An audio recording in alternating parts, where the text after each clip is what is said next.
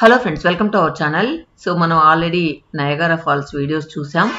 So ఏంటంటే ప్రణవ్ వాళ్ళ friend ఇంటికి వెళ్ళి అక్కడ మంచి బిర్యానీ తిని మళ్ళీ నైట్ బయలుదేరామన్నమాట.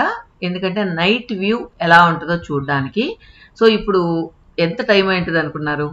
మనం అయితే ఒక 4:30 5 అనుకుంటాం. ఇప్పుడు ఆల్రెడీ 8:30 అవుతుందన్నమాట. సో పట్ట పగులు లాగుంది 8:30 అప్పుడు కూడా.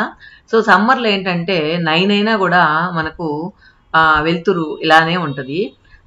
సో అందువల్ల ఏంటంటే లాంగ్ డే అంటుంటారు అనమాట అక్కడ.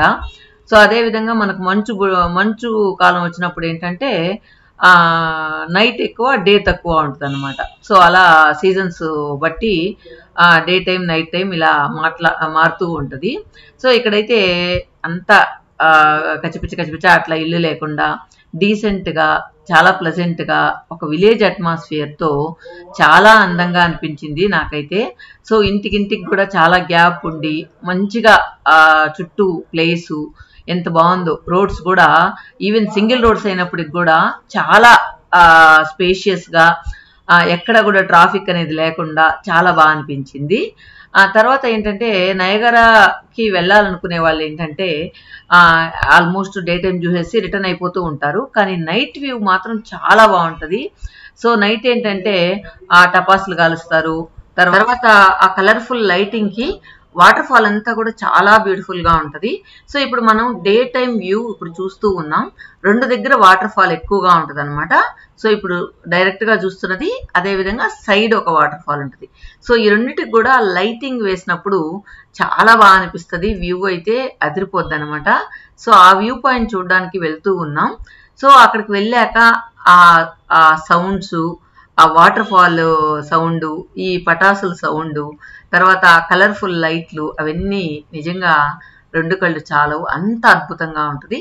సో ఒక్కసారి చూసేయండి ఎలా ఉందనేది.